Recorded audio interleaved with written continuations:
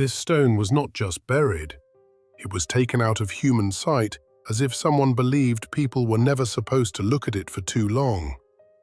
What was carved into its surface? An ancient map, a forbidden symbol, a message no one was meant to read, or something even more disturbing, proof that the official version of history is hiding far more than it admits. Today, we are diving into one of the most chilling and overlooked mysteries of the ancient world. A massive stone slab in Scotland, covered with strange circles, spirals, and carved hollows, has haunted scientists, mystery hunters, and alternative researchers for decades. Why did this artifact trigger so many arguments? Why was it deliberately buried? And what exactly did people see in these symbols that still keeps the debate alive today? This is a story filled with too many odd details, too many unsettling theories, and too many questions that refuse to go away. There are ancient markings, forgotten investigations, modern technology, and interpretations that sound almost unbelievable. And most importantly, step by step, we are going to approach the real reason why this stone was hidden from human eyes. So stay with me until the end, because what comes next includes the most unexpected details, the boldest theories, and the kind of facts that will make you look at this stone and at ancient history itself in a completely different way. This is not located at the edge of fantasy or on some unreachable horizon. It is in a very specific part of Scotland, on the outskirts of Clydebank, near Cochno Farm, in the area of Achnacarreg. Not a desert, not an inaccessible mountain range, not a sealed military zone, just an ordinary-looking stretch of land that concealed, for decades, one of the strangest and most inconvenient monuments of ancient Britain. This is where the Cochno Stone lies, an object far too large, far too visible, and far too saturated with symbols to be dismissed as accident, folklore, or local exaggeration. The stone has other names as well. In academic language, it is listed as White Hill 1. In popular tradition, it carries a far heavier and more provocative label, the Druid Stone. The conflict is already there, inside the names themselves, the dry tone of archaeological cataloguing against the charged memory of local tradition.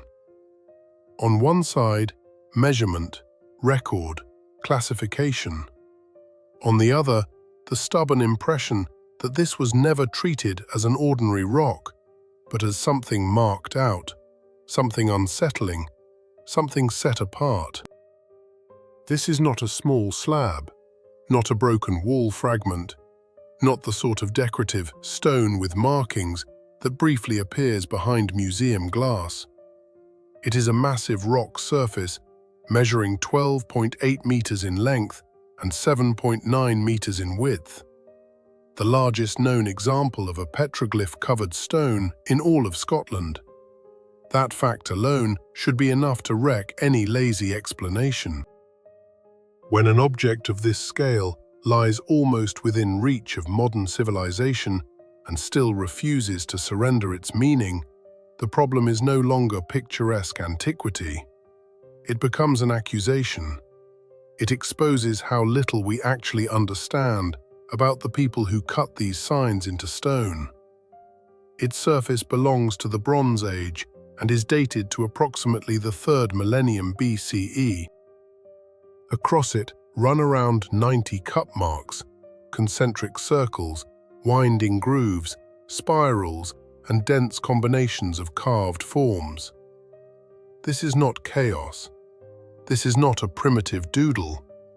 This is an insistent visual system, laid down with enough precision and repetition to suggest purpose, order, and intent.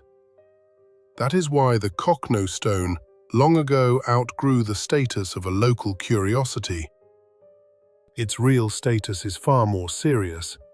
It stands as one of Scotland's key prehistoric monuments and one of the most discussed examples of rock art anywhere in the region. This refers to the core point that cannot be softened away. The Cochno Stone matters not because it is useful for sensational theories, but because the hard facts themselves make it impossible to ignore. Its scale, its age, the complexity of its markings, and its place within the archaeological map of the country. The first serious survey of the stone was carried out in 1887 by the Reverend James Harvey. 2 years later, in 1889, he produced detailed drawings that still remain invaluable to researchers today. That detail matters. Even in the 19th century, it was clear that this was not a random boulder and not a trivial surface pattern. It was something that demanded careful documentation. And if those records are still relied upon more than a century later, then this is not museum trivia. It is a first-rank monument. For too long, objects like this have been presented in a flattened, harmless way, as if they were simply charming traces of a distant age. But the Cochno Stone is not a harmless illustration for a textbook. It is a monumental, physically real, scientifically documented artifact that belongs in the same conversation as the most unsettling prehistoric monuments in Europe. The more precisely we state its location, its measurements, its age, and its status, the harder it becomes to pretend that this is anything secondary. This is where the legend ends and the serious matter begins. The Cochno Stone cannot be downgraded to the status of a quaint ancient curiosity. This is not a modest fragment of the past, and not some decorative relic to be glanced at and forgotten. It is a massive stone slab measuring 12.8 meters in length and 7.9 meters in width. Those dimensions leave no room for polite indifference. When an object covers that much ground and carries a surface crowded with carved signs, the argument over its meaning stops looking like a quiet academic exercise and starts sounding like an indictment of everyone who preferred not to take it seriously. The sheer size of this artifact destroys the lazy habit of speaking about prehistoric monuments as if they were primitive, naive, almost childish. Nothing here is small, nothing here is casual, nothing here feels accidental. A stone of this scale could not have gone unnoticed in the age that produced it. It could not have been carved as an afterthought. It could not have been filled with complex markings merely for harmless decoration. What stands before us is a surface that behaves like a declaration, like a challenge, like a stubborn and public reminder that Bronze Age people were capable of working in symbols on the scale of a monument, not a trinket. This is exactly where the uncomfortable part begins. The Cochno Stone is the largest known example of a petroglyph-covered stone anywhere in Scotland. Not one of several, not among the notable, the largest. This refers to a status that cannot be argued away with caution, soft phrasing, or academic hedging. When the subject is the biggest monument of its kind in an entire country, any attempt to push it to the margins stops looking like restraint and starts looking like surrender in the face of an inconvenient fact. Its surface carries around 90 cut marks, concentric circles, lines, spirals, and dense combinations of carved forms that turn the slab into a field of visual pressure. What matters here is not only the individual symbol, but the scale of the composition itself. One strange mark on a small stone is one thing. A gigantic rock surface covered by an organized pattern is something else entirely. That is where the true weight of the Cochno Stone lies. It does not impress through one isolated detail, but through mass, spread, insistence, and the relentless density of the image. A monument like this does not fit the lazy formula in which everything ancient is casually labeled ritual, cultic, or a remnant of vanished belief, and then filed away as solved. No, that cheap shortcut collapses here. The object is too large. The carved surface is too forceful. The significance is too obvious. What stands before us is not a secondary trace of the past, but one of the central prehistoric enigmas of Scotland. Its dimensions are not neutral measurements. They are a fact of pressure. They force the admission that whoever made this slab worked with scale deliberately, and that means they were expressing something far more serious than random carving. This refers to the conclusion many people would rather avoid. The heavier the factual weight of the monument, the weaker the rushed explanations become. The Cochno Stone is enormous not only in physical terms, it is enormous as a problem for every convenient theory. It presses with length, width, symbolic density, and its unmatched status within Scottish archaeology. That is why no discussion of it can retreat into a calm archival tone. This is not a quiet relic. It is a massive surviving witness to ancient thought, still confronting the modern world through scale, force, and a refusal to become small. The age of the Cochno Stone does not merely impress the imagination, it hits modern arrogance head-on. This is not a medieval oddity, not a late fabrication, not a theatrical relic inflated by local folklore. The slab reaches back into the Bronze Age, into approximately the 3rd millennium BCE, an era too often reduced to fog, simplicity, and silence. Yet the stone says the opposite. It shows that long before textbooks, museums, and academic formulas, people were already working with symbols as if they understood exactly what repetition, rhythm, and form could do. This is where condescension toward prehistory starts to collapse. If an object of such age carries not a stray mark, but a dense and internally ordered system of images, then what survives before us is not an accident, but deliberate action. The surface of the Cochno Stone does not feel chaotic. It does not look like random scratching, and it does not read like crude improvisation. It carries composition. It carries structure. It carries the stubborn impression that someone was fixing something onto stone with purpose. Across the slab, there are around 90 cut marks. Around them spread concentric circles, as if attention kept returning to the same points, ring after ring, with accumulating force. Between them stretch winding lines, spirals, arcs, and linked forms that lead the eye from one mark to the next. The surface is not empty in any meaningful area. It behaves like a field of pressure, where each figure is not merely placed beside another, but connected, echoed, and forced into relationship, compelling the viewer to search for logic within the pattern itself. This refers to the central visual fact of the Cochno Stone. Its markings do not fall apart into isolated details. They gather into a system that looks far too deliberate to be dismissed as primitive amusement. The cut marks are not decorative trifles and not incidental traces left by stonework. They repeat with a persistence that feels almost confrontational. The concentric circles do not suggest weak geometry. They lock attention onto centers, dominate the space around them, and impose an inner order. The winding lines inject movement, tension, and direction. The spirals bring in the sensation of return, cycle, recurrence, a motion folding back into itself. And the longer these elements are listed, the clearer the inconvenient conclusion becomes.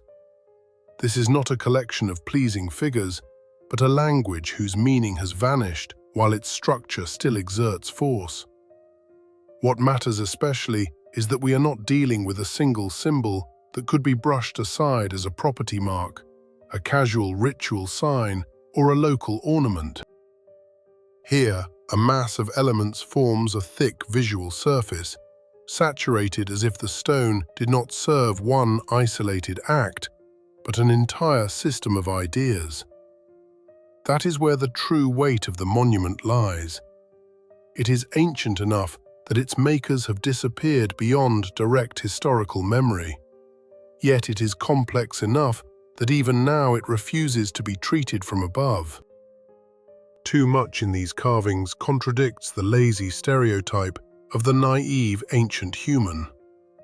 If a Bronze Age slab carries repeating centers, connective lines, spiral motions, and a stable rhythm of elements, then behind it stood a mind capable not only of making images, but of building a system. That is precisely why the Cochno Stone provokes. It refuses to let antiquity remain decorative. It forces the admission that deep prehistory produced symbolic work we still do not know how to read in full. This refers to the sharpest question that rises before any serious observer. If the pattern is so dense, so organized, and so persistent, then why does its meaning still remain sealed? At that point, every element begins to feed the mystery. The cut marks stop looking like mere depressions. The concentric rings stop looking like neutral geometry. The lines no longer resemble helpless wandering cuts. Together they become a visual document carried forward from an age thousands of years removed from our own. The stone has survived weather, erosion, curiosity, and argument, but it has preserved its main defiance in one thing above all. It still presents the pattern as fact, while withholding the meaning as challenge. That is its force. Not in a romantic aura, not in legends, not in convenient fantasies, but in the surface itself, which bears the marks of deep antiquity, while looking as though it was made not for decoration, but for transmission. Dense, deliberate, severe. And the longer one studies this Bronze Age stone, the harder it becomes to shake the suspicion that what survives here is not merely a fragment of the past, but a surviving piece of an alien system of thought. Too old, too large, and too structured to be pacified by routine explanations. Every major mystery has a weak point. The moment documentary ground disappears, speculation rushes in, cheap sensation takes over, and convenient substitutions begin to breed. That trick does not work with the Cochno Stone. Here there is a hard point of support, and it does not come from retellings. It comes from concrete research carried out at the end of the 19th century. In 1887, the stone was carefully examined by the Reverend James Harvey. That name cannot be pushed aside because this is where the story stops being a rumor about a strange slab and becomes a documented history of investigation into an object that already looked too serious to be treated as a rural curiosity. 2 years later, in 1889, Harvey produced detailed drawings of the surface. This is the point that especially irritates anyone who prefers light explanations and loose fantasy. What we have is not a blurred memory, not a late retelling, and not an oral legend that can be stretched in any direction. What we have is archival record. The lines, circles, depressions, and linked forms were transferred to paper with a degree of care that says enough by itself. If a man devotes that kind of effort to recording such an object, then he already understands that he is not looking at a secondary lump of stone, but at a surface where each detail may matter. The value of these old materials lies not merely in their age, but in their discipline. Harvey worked in an era before digital imaging, before photogrammetry, before three-dimensional modeling. Everything depended on the eye, the hand, the attention, and the sense of responsibility. An error in that kind of work carried weight because there was nothing easy to correct it with. That is exactly why the old drawings of the Cochno Stone are still treated as a valuable source by researchers today. They preserve not only the outward appearance of the carvings, but the very moment when scholarship first collided with an object that already looked aggressively complex. This refers to the core rule of any serious discussion of the Cochno Stone. The deeper the archival trace, the less room remains for empty talk about how the whole thing was invented later or blown up after the fact. It matters that the end of the 19th century was not our present age of media noise, where a strange stone can be turned into a full industry of fantasy within a single day. At that time, what mattered was record. Who saw it? When it was seen? What was noted? How it was drawn? And if Harvey's drawings survived the decades and kept their scientific value, then that means later researchers found precision in them, not decorative charm. This is not an archive for the sake of having an archive. It is an early, hard, almost stubborn layer of evidence that still keeps the entire discussion of the slab inside the field of reality. There is another uncomfortable meaning here. The earlier an investigator fixes an object, the harder it becomes to replace that object with later inventions. The drawings from 1889 work like a cold shock for any interpretation that tries to run too far. They remind us that the stone existed, the markings existed, and the structure of the surface was visible even then. Not in the age of the internet, not during the fashion for alternative history, not on a wave of manufactured sensation, long before all of that. Which means the mystery of the Cochno Stone was not created by a later audience. It was discovered and carefully recorded at a time when scholarly accuracy carried more weight than dramatic packaging. That is why the James Harvey line in the history of this stone is not a decorative biographical aside. It is foundation. It gives the entire discussion force and objecthood. There is a place. There is an object. There is an examination. There is a date. There are drawings. There is an archival trail that refuses to let the subject dissolve into uncontrolled noise.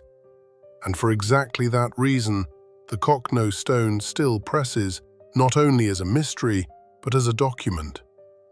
It was recorded too early and too seriously to be dismissed as a late fabrication or as a picturesque legend that someone later found useful to amplify.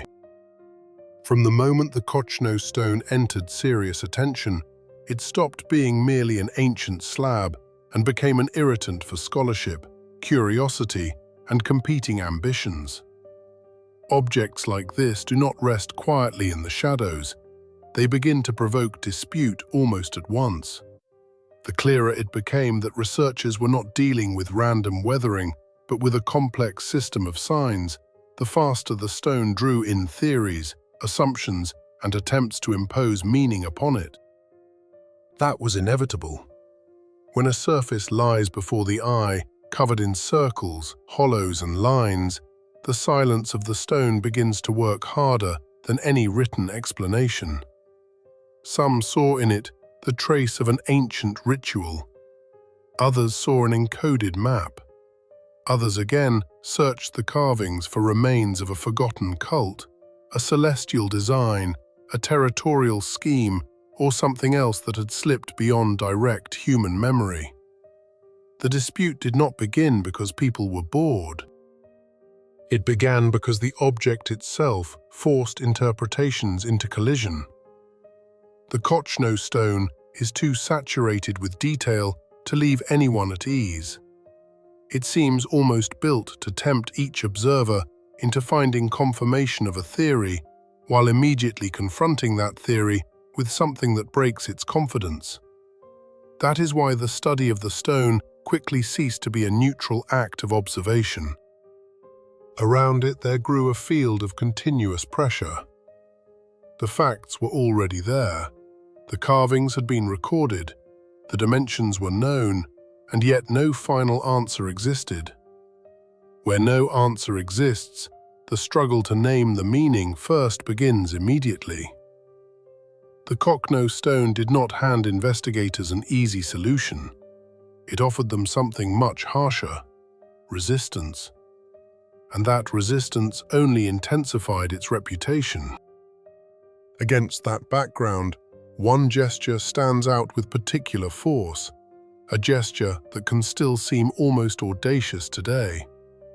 In order to make the composition easier to see, researchers at one stage traced parts of the lines and contours in white paint. This was not vanity, and it was not decoration. It was an attempt to tear the pattern out of natural obscurity and force it into sharper visibility. The white paint fell across the ancient markings like imposed light. It pulled out the concentric rings, the cut marks, the winding links from one form to another. In that moment, the Cochno Stone stopped being just a grey slab beneath the sky. It became an almost aggressive scheme, pressing itself upon the eye through the force of its inner order. This refers to a decisive shift in how the object was perceived. The moment the carvings were made visually sharper, it became even harder to insist that people were looking at nothing more than a chaotic scattering of marks. The white paint played a brutal role. It did not calm the argument, it fed it.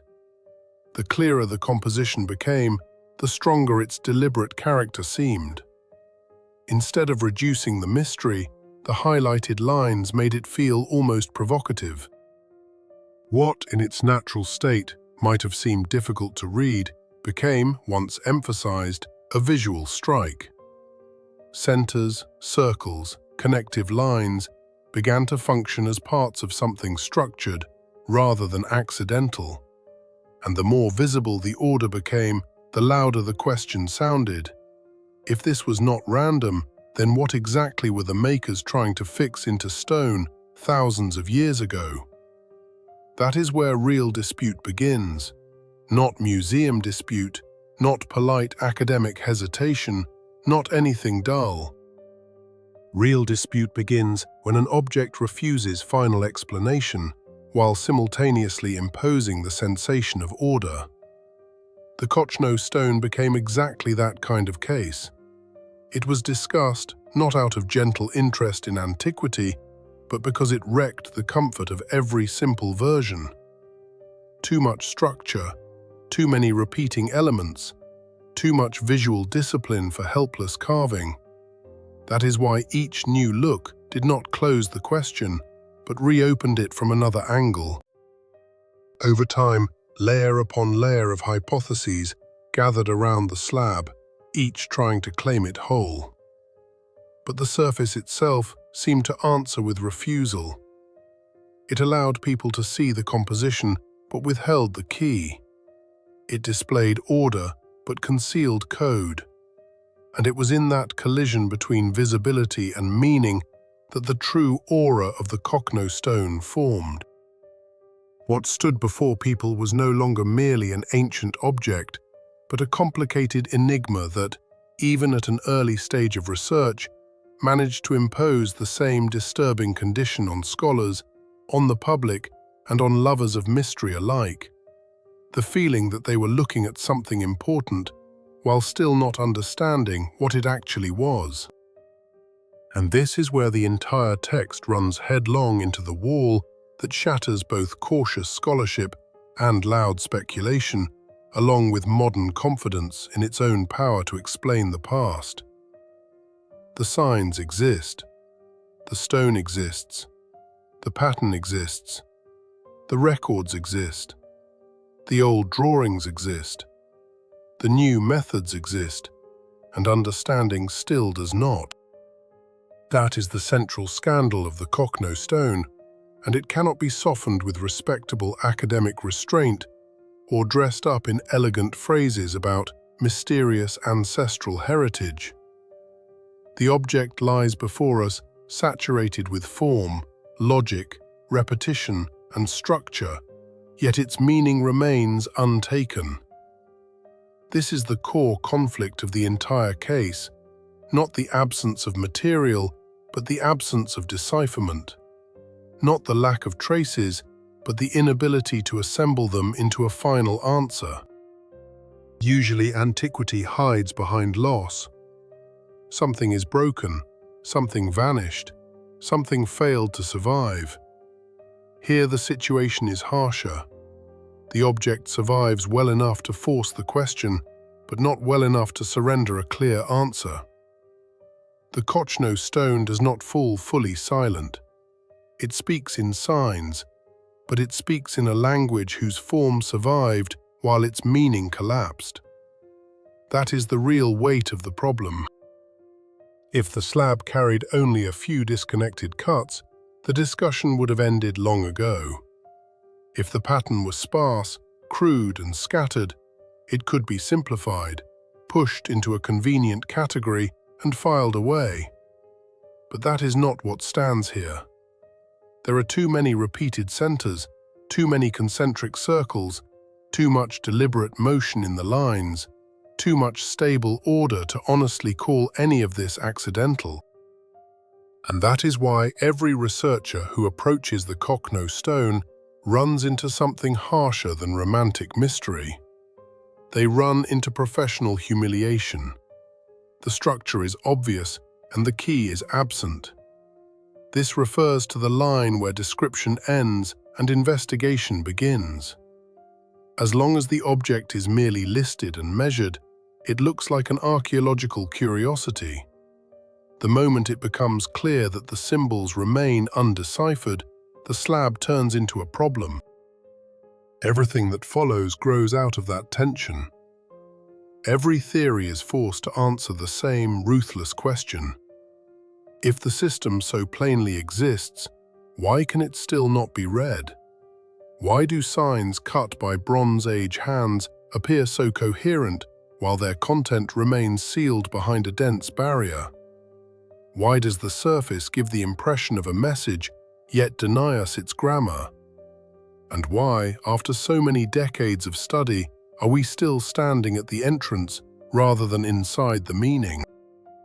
That gap between what is visible and what is intelligible is especially aggravating because it strikes at one of the modern world's favorite illusions.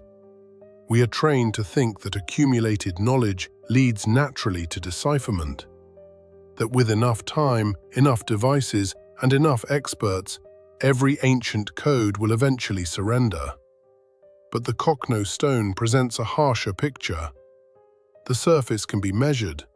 Every millimeter can be recorded. The lines, hollows, rings, and linkages can be compared. A digital model can be built.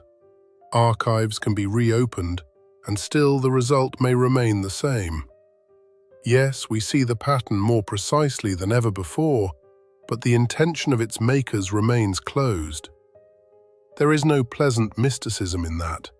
There is a hard reality of knowledge halted before a barrier. The signs exist, but they do not submit. They do not explain themselves. They do not arrive with a guide. They left behind no legend that can be checked against the surface. They survived the centuries without taking a single step toward our understanding. That is why the Cochno Stone works so dangerously on the imagination. It does not offer emptiness that can be filled with anything. It offers an excess of form and a shortage of meaning. And that is the most explosive combination any historical enigma can produce. From this point onward, the discussion of the slab can no longer remain calm. What stands before us is not merely a rare artifact, but an object that forces one painful admission. Sometimes the past preserves a message while refusing the right to read it. Sometimes history does not disappear, It locks itself, and the Cochno Stone has become exactly that kind of case. It lies before researchers as a stubborn proof that ancient people left behind not chaos, but order. But what order? For what purpose? For whom? And why does it still resist exact reading? This is where the true nerve of the text begins, not in the stone alone, but in the fact that it presents form without final meaning and turns every new attempt at explanation into yet another round of unfinished investigation. Once it becomes clear that the surface of the Cochno Stone is not a chaotic scatter of marks, the harshest and most uncomfortable territory for research begins, the territory of interpretation. Science does not tolerate emptiness for long. If structure lies before it, it is forced to search for the principle behind that structure. That is why hypothesis after hypothesis gathered around the slab, each attempting to explain what exactly is concealed behind the cut marks, concentric circles, spirals, and connecting lines. And the more closely the surface was studied, the wider the range of serious explanations became. From a local scheme of land, the argument quickly expanded toward ritual, toward the sky, toward cycles, and toward a mode of ancient thought that no longer submits to our ordinary vocabulary. One of the most persistent scholarly readings connects the Cochno Stone with a map of the night sky. There is nothing cheap about that idea, whatever those who refuse to read the evidence may suggest. For Bronze Age communities, the heavens were not a decorative ceiling above the head.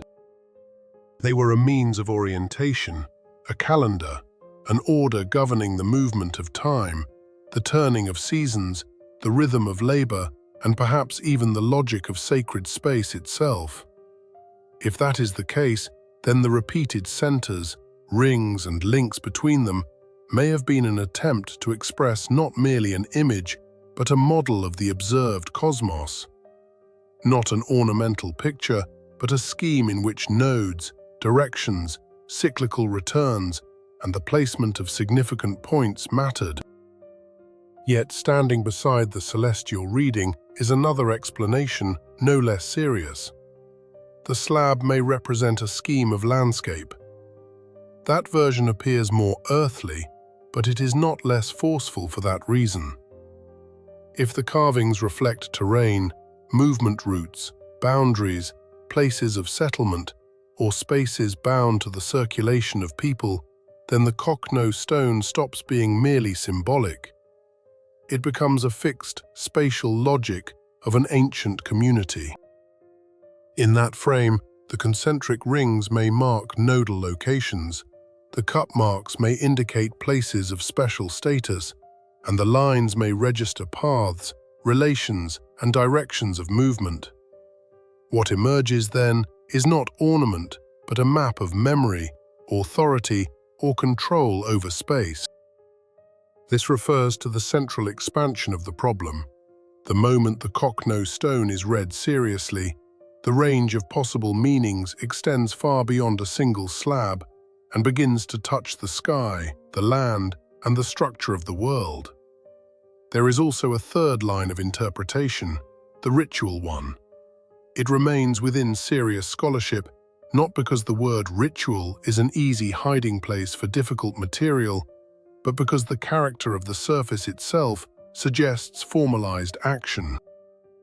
Repeating forms, internal order, emphasized centers, spiral movements, and concentrated attention on particular points may all have been linked to rites, ceremonies, symbolic movement through space, or acts governed by a calendrical cycle. In that reading, the Cochno Stone is not the image of something external. It is a stage on which the structure of sacred experience has been fixed. Not just a sign, but a scheme for dealing with the invisible. From there emerges another scholarly branch, the idea of astronomical observation. It intersects with the notion of a celestial map without collapsing into it. The point is not merely that ancient people may have depicted stars, but that they may have recorded regularities connected to the movement of heavenly bodies, solar and lunar cycles, rising and setting points, and the timing of seasonal transitions. In that case, the stone ceases to be a picture or a religious abstraction and becomes a working surface of knowledge. Rough, made of rock, yet entirely serious. At that point, the monument begins to sound almost accusatory. If the slab was indeed bound to the observation of the heavens, then what survives here is not simply an artifact, but a device of memory by which ancient people held time in order. Some researchers do not force these versions to destroy one another. They try to join them. That approach has a hard logic of its own. For a Bronze Age mind, sky, land, settlement, route, cult, and calendar may not have been separate domains at all. They may have formed one system. If so, the Cochno Stone ceases to be a mystery in any narrow sense and becomes the trace of an integrated worldview, where movement across land corresponds to movement across the heavens, where the site of ritual corresponds to the season, and where a map of terrain may at the same time be a map of meaning. That possibility is especially uncomfortable for those who prefer to divide the ancient world into neat compartments. Religion here, subsistence there, astronomy somewhere else. The Cochno Stone presses in the opposite direction, toward the suspicion that for its makers all of this may have been stitched together. This refers to the sharpest intellectual tension surrounding the slab. Every scholarly version carries force, yet none closes the matter completely. That is exactly why the object continues to weigh on research rather than dissolving into a settled formula. And that is the peculiar severity of the scientific dispute around the Cochno Stone. No one can casually dismiss the star map hypothesis because the carvings contain too many centers, too many repetitions, and too much spatial logic. No one can lightly bury the landscape reading because the links and pathways implied by the surface constantly suggest routes and nodes. The ritual interpretation cannot simply be brushed aside either, because the density and organization of the slab function as evidence of systematic action rather than random decoration. Nor can the astronomical reading be fully removed, because ancient societies too often bound life, time, and authority to the sky for that possibility to be ignored. The more seriously these hypotheses are examined, the clearer one uncomfortable conclusion becomes. The Cochno Stone is too complex for a single answer. It refuses to settle inside one easy, compact, triumphant formula. It does not grant the researcher the luxury of saying, here is a map, here is a shrine, here is a calendar, case closed. On the contrary, it forces the admission that the surface may contain several levels of meaning at once. And if that is true, the dispute rises to an even higher level. The issue is no longer only what is depicted on the slab. The issue becomes how a Bronze Age community thought at all, how it joined space, time, observation, fear, ritual, and authority into one visual code. That is why the main scientific versions around the Cochno Stone do not reduce the mystery. They intensify it. Each hypothesis enlarges the object. At first it seems to be a stone in Scottish soil, then a map, then a ritual scheme, then a residue of astronomical knowledge. And then it becomes clear that these directions do not annihilate one another. They gather into one heavy suspicion. What stands before us is not a remnant of primitive pastness, but the surviving trace of a complex system of ideas cut into stone with such certainty that its makers may never have doubted they would be understood. Yet that understanding is precisely what we still do not possess. But any mystery left too long in the open eventually begins to attract not only researchers, but also those who approach it not with understanding, but with hands. The Cochno Stone found itself in exactly that position. Its strangeness, its reputation, its almost hypnotic surface turned it into an object of dangerous attention. What should have demanded caution began to invite intrusion. Where science saw one of the rarest monuments of the Bronze Age, careless curiosity saw an exposed surface that could be approached, touched, marked, dirtied, damaged, or claimed through contact. The danger did not come from people alone. The stone itself does not belong to the category of invulnerable material. Its surface is comparatively soft, which meant that rain, wind, temperature shifts, and natural weathering had been working against it without pause. What had survived for thousands of years was now under attack, not from one dramatic catastrophe, but from a slow and endless wearing away.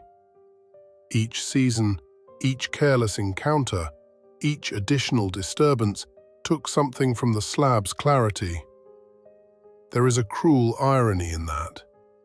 An object that endured the Bronze Age, the collapse of ancient worlds, and the long drift of forgetting, became vulnerable in modern times to the plain fact of being accessible.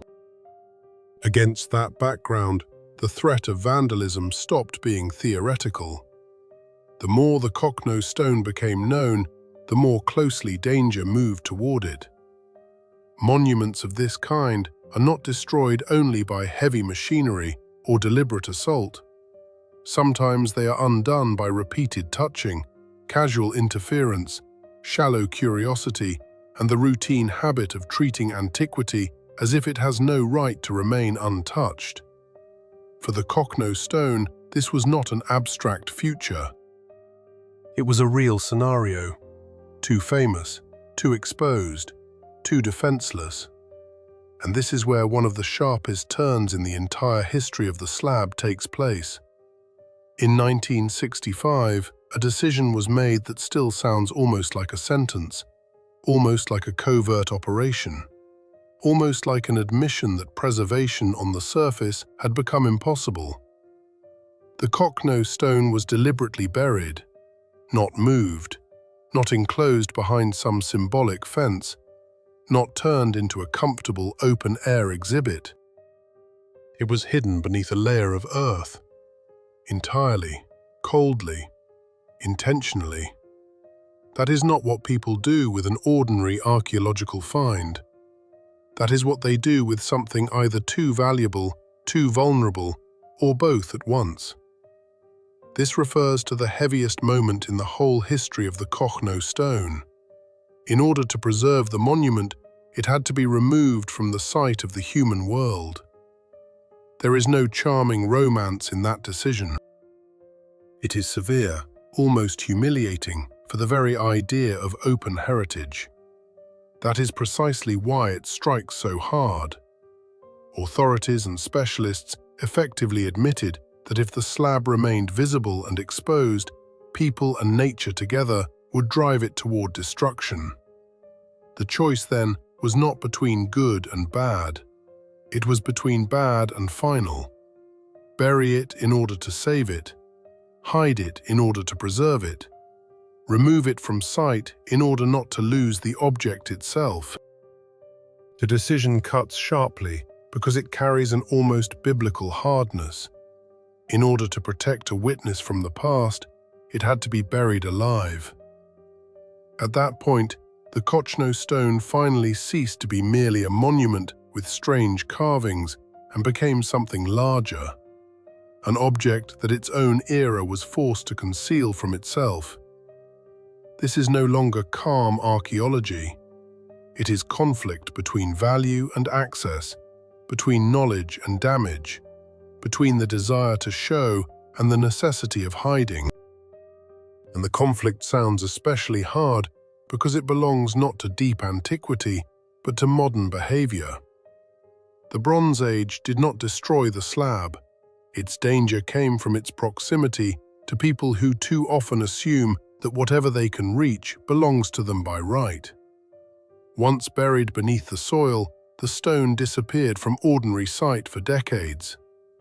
That disappearance feels almost symbolic. One of Scotland's largest petroglyph monuments was not placed at the centre of public attention, but returned to darkness, as if history itself had shut the door until better times. There is a grim logic in that. Sometimes the only way to preserve a thing is to deny humanity immediate access to it. The Cochno Stone was not hidden from science, it was hidden from destruction. Yet that very act made its story harsher, louder, and more unsettling. What stands before us is an artifact that had to be saved from the world by means of disappearance. But the story of the Cochno Stone did not end when it was hidden beneath the ground. It simply entered a pause, a long, sealed, almost half-century pause. From 1965 onward, the slab lay concealed from sight, as though it had been deliberately withdrawn from circulation so that time could do what human behavior had failed to do: preserve at least the possibility of future study. The stone vanished from direct access, but it never vanished from scientific memory. It continued to exert pressure by the simple fact of its existence. Somewhere beneath the soil, the circles, hollows, lines, and spirals still remained, waiting without yielding an okonczetelny answer. Then, after decades of silence, the moment came when the past had to be brought back to light. In 2015, the Cochno Stone was partially uncovered for a brief but decisive investigation carried out by specialists from the University of Glasgow. This was not a gesture for spectacle, and it was not archaeological theatre designed for headlines. It was a return to the object in a different age, with a different toolkit, a different discipline of observation, and a much harder understanding of what preservation actually demands. The stone was reopened not to expose it once again to public appetite, but to extract from it the maximum possible precision. The work in 2015 lasted only 3 days, yet that brevity concealed a completely new research logic. Where earlier archaeology had often depended on visual judgment, hand recording, and limited documentation, digital methods now moved to the front. The Cochno Stone was no longer treated only as an enigmatic monument. It began to be treated as a dense field of data, where every millimeter of relief could matter, and every line demanded capture not at the level of impression, but at the level of measurable scientific trace. A year later, in 2016, the work continued. The stone was uncovered again, this time as part of a larger project lasting 3 weeks. At that point, it became clear that this was no isolated glance at a slab after decades of burial. It was the opening of a new research phase. The return was not symbolic, it was operational. Archaeologists approached the object not with romantic excitement, but with technical equipment and a cold objective, to document the surface so thoroughly that it would no longer depend on the accidents of human memory, the limits of older methods, or the constant threat of renewed damage. This refers to the decisive turn in the entire history of the Cochno Stone. After decades of concealment, it returned not as picturesque antiquity, but as an object of high-precision documentation. Modern researchers came to the slab speaking a language that earlier generations of archaeologists would have considered almost unreal. Photogrammetry, digital surface capture, three-dimensional modeling, and the production of highly accurate replicas entered the work. Where once the carvings had to be outlined, sketched, or guessed at, depending on light and weathering, the task was now redefined. The aim was no longer to preserve a general visual impression. The aim was to preserve the fullest possible form.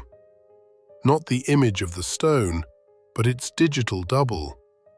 Not an approximate rendering of the pattern, but an exact spatial structure available for later analysis without constant physical contact with the slab itself.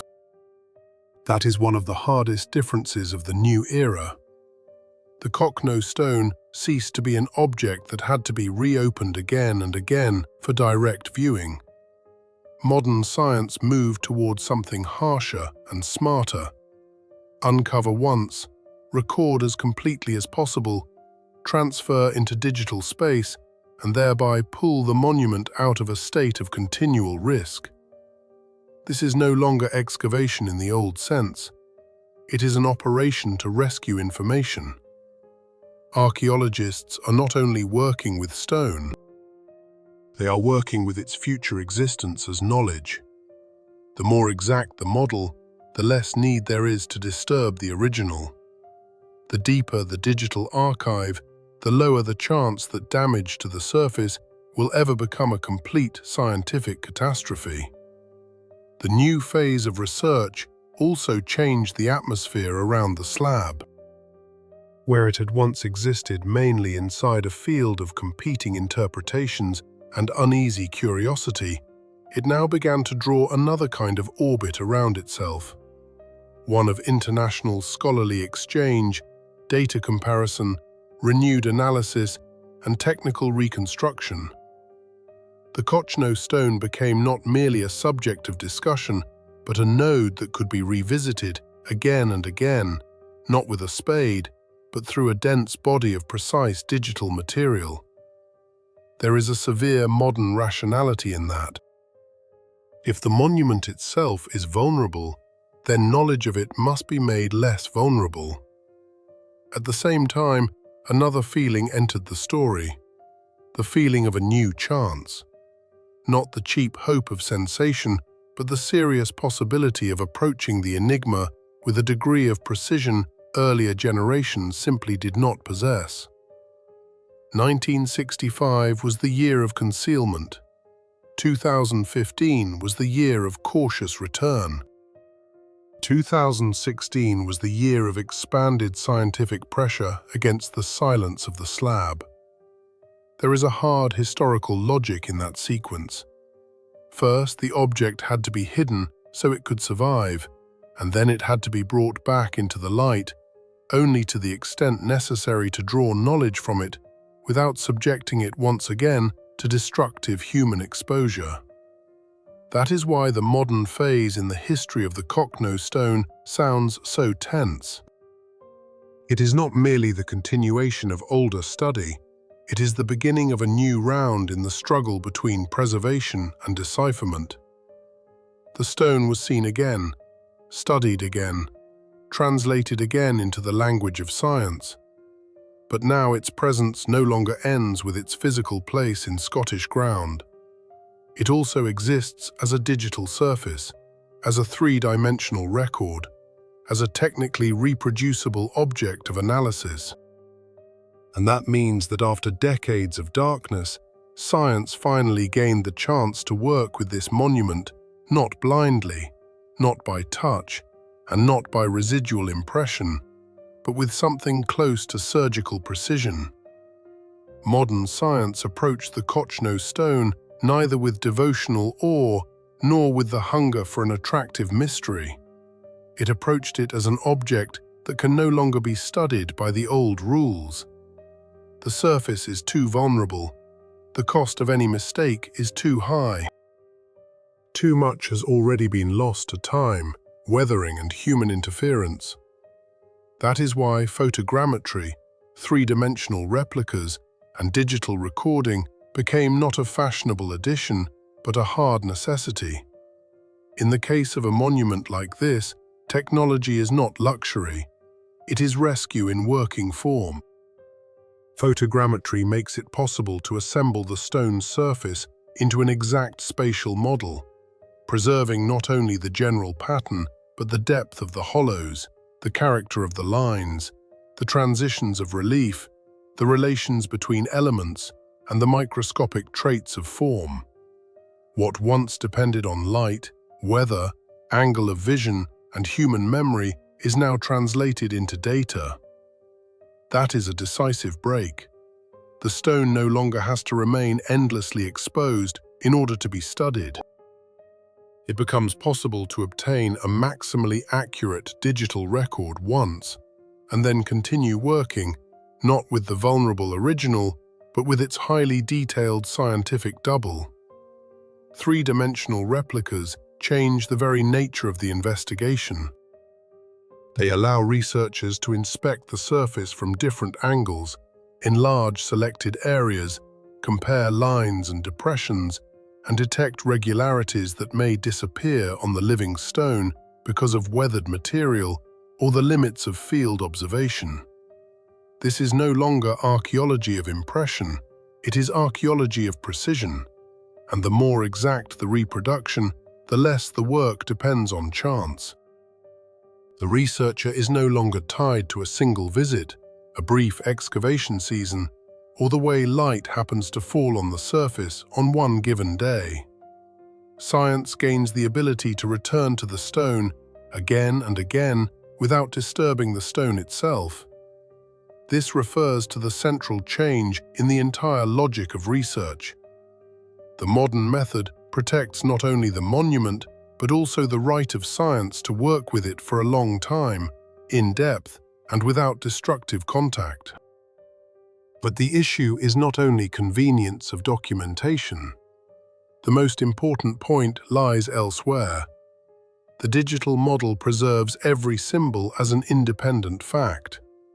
Every cup mark, every concentric ring, every winding line stops being merely part of a general impression of mystery and becomes material for strict analysis.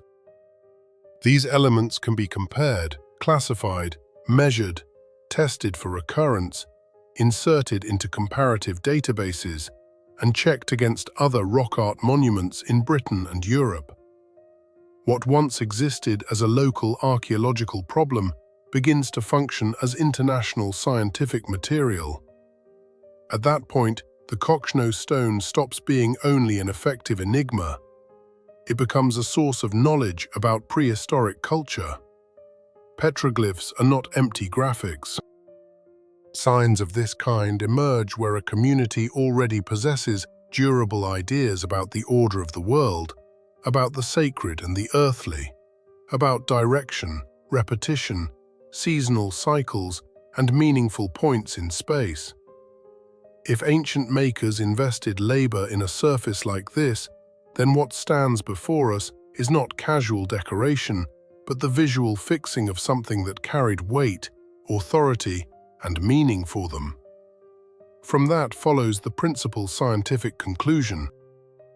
The more accurately we document the Cochno Stone, the closer we come not merely to describing a pattern, but to reconstructing the thought of Bronze Age people. Not the romantic image of ancient man, but an actual system of orientation. What did they treat as a center? What did they connect with lines? Why did they repeat circles? Which relations between elements mattered most? Where did ornament end and knowledge begin? That is why the technologies around this object matter so much. They do not serve external effect. They serve a return to questions that cannot be answered by eye and emotion alone. This refers to the raised stakes of the whole subject. The Cochno Stone is valuable not only because it is ancient and mysterious, but because it may open access to the structure of prehistoric worldview. The modern scientific approach matters here for another reason as well. It keeps the discussion from collapsing into helpless fantasy. The more exact the data, the harsher the filter against accidental theories. Digital recording does not destroy the mystery, but it forces argument to proceed from form rather than free imagination. This is severe, sober work, and that is exactly what gives the object a new life. Not as tourist myth, and not as another loud guess, but as a slow, heavy, evidence-based movement toward understanding. That is the real value of modern technologies around the Cochno Stone. They make it possible to preserve the monument without erasing it through renewed intervention. They make international study possible without endless physical access to the slab. They translate the carving from a state of vulnerable spectacle into a state of precise knowledge. And above all, they return the ancient stone to its true status. Not a strange slab for lovers of sensation, but a rare key to the world of people who lived thousands of years ago and left behind not a disorderly trace, but a deliberate system of signs. If that key can be turned, even partly, the result will concern far more than the decipherment of one monument. It will deepen our understanding of how prehistoric people saw space, time, order, and the fabric of the world itself. But the moment science honestly admits the limit of its knowledge, the empty space is immediately stormed by those who cannot tolerate pauses and cannot live without a final answer. That is exactly what happened with the Cochno Stone. While archaeologists argued over ritual use, landscape schemes, astronomical cycles, and systems of ancient signs, a very different circle of interpreters gathered around the slab. Ufologists, alternative historians, lovers of extraterrestrial theories, and hunters of hidden messages saw in its carvings not merely a difficult prehistoric composition, but the trace of something radically foreign. And the longer no official conclusion arrived, the louder became those who insisted that what lay before us was not Bronze Age heritage at all, but an encoded map left behind for something other than ordinary humanity. They found their own supporting details for that turn. Some pointed to elements that, in their view, resemble star systems with centers and orbital paths, as though the stone preserves a scheme of planetary motion. Others seized on strange forms interpreted as footprints with 4 toes. Others pushed further still and claimed that the slab may not simply have been a surface of ancient symbolism, but a place where crashed visitors left a navigational chart, a warning, or a message humanity has never learned to read. All of this sounds loud, defiant, and at times almost theatrical. But the force of such versions does not lie in proof. It lies in the fact that the stone itself, by the discipline of its surface, seems to provoke extreme conclusions. That is where the dangerous zone of the entire story begins. When an object is too complex for a quick scientific answer, it becomes vulnerable to seizure by the noisiest interpretations. The Cochno Stone proved to be a perfect target for that seizure. There are too many circles, too many centers, too many stubbornly repeated elements for imagination to pass by in silence. The surface itself almost imposes the sensation of system, and wherever a system is felt, someone will always appear to declare it cosmic, extraterrestrial, forbidden, or deliberately hidden from humanity. In that way, the monument begins to live in 2 modes at once: the mode of science, which measures and doubts, and the mode of sensation, which never doubts and instantly shouts that the secret has already been exposed. This refers to the most explosive trait of the Cochno Stone. It attracts strict analysis and provokes the boldest speculation at the same time, because its pattern truly does look too organized to surrender quietly to an ordinary explanation. Yet even here, amid the loudest interpretations, one inconvenient fact remains. No alternative reading has managed to prove itself strongly enough to close the matter. The stone still resists possession. It has not finally become an alien star map, nor proof of a forgotten super-civilization, nor a finished scheme of cosmic warning. All such versions may heat the imagination, grip the public, provoke dispute, and bring cheap fame to those who enjoy speaking louder than everyone else. But the slab itself continues to do what it has always done: present form and withhold final meaning. That is its cold power. It gives itself fully neither to academic science nor to spectacular fantasy. That is why the ending of the Cochno Stone story sounds so hard and so unsettling. After the investigations, it was covered with earth again, removed from view again, returned to darkness again, not because the mystery vanished, but because the object had to be preserved. The decision lands almost like a judgment upon the modern age. We managed to approach the stone with digital precision, to scan its surface, translate it into models, and preserve its tiniest details, yet still had to admit that the original is too fragile to belong to an open world. That means one of the strangest monuments in the British Isles remains where it was saved from destruction, beneath the ground, in enforced silence. This refers to the final and heaviest impression left by the whole story. The stone exists, the pattern exists, the data exist, the disputes exist, and the final answer still does not. That is why the Cochno Stone continues to press more heavily than many other ancient monuments. It is not destroyed and not forgotten, yet it has not been handed fully over to human access. It is open and closed at the same time. It is studied and still inaccessible. It has been seen, recorded, measured, traced, modeled, compared with other petroglyph sites, drawn into scientific discussion and dragged into the space of the boldest sensations. Yet at the center of the whole history, there remains a void that cannot honestly be filled with borrowed certainty. What exactly did the people of the distant past cut into this surface? To whom was this design addressed? Was it a route, a celestial scheme, a sacred map, a ritual order, or something for which we still do not possess the right language? There is no final signature under those questions, and perhaps that is exactly why the Cochno Stone loses none of its power over the imagination. It does not offer a neat ending. It does not hand over a ready-made solution. It does not allow the last full stop. It remains there beneath the soil as a rough, ancient, stubborn witness to the fact that the past does not always disappear and does not always explain itself.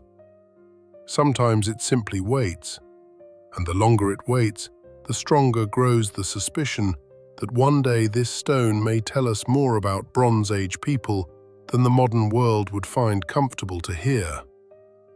If this story made you look at the past in a completely different way, leave a like.